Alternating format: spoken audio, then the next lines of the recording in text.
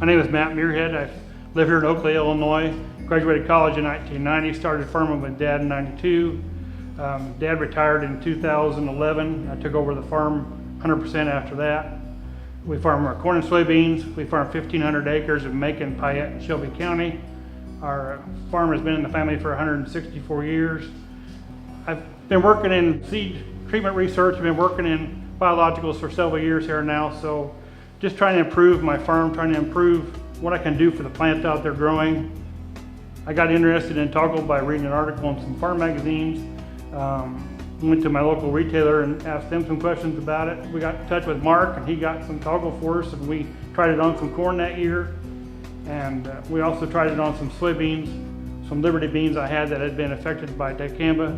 We wanted to see if that would mitigate the stress in that. So that's how the whole process got started. You know, they're saying anywhere from 2 to 3 weeks after Dicamba is applied, it can move and it can vaporize. It just depends on which way the wind's blowing and humidity. It was like 10 days after they sprayed it when we started seeing the first symptoms. So for 10 days we didn't see anything, and then the leaves started to cup, and it started in an arc, and then it started moving further into the field, and it eventually squared the field off.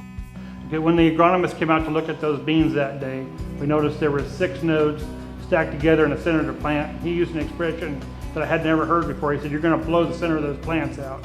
So what that meant was we were going to lose half the yield right there if we didn't do anything. So when you have 6 nodes shoved together and your leaves are all cupped, and it's just going to keep stacking more nodes on top of each other, then you're probably going to lose at least 50% of your yield. So we wanted to go ahead and try to toggle and take off together and see if that would rescue the beans, and it did. And we were very happy with the results, and it made that plant grow back to a normal stage. It still left a twist in there, and you could tell when the bean got affected by the vaporization, but it stretched those nodes back out, and it kept the pods, you know, when you had 4 or 5 pods per node, then that's how we got to the yield that we did.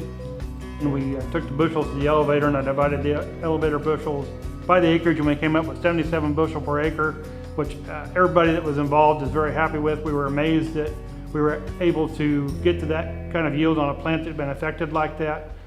We had no idea what to anticipate, but we were happy with the results afterwards. And I think this is a tool that we can put in our toolbox. My advice to my son who wants to come back and farm with me is, don't be afraid to try something. The only way you're going to know is to try it on your own and see how it works in your own conditions. And sometimes it's going to work and sometimes it isn't. So, but just don't be afraid to try something and try to keep up on the new technology.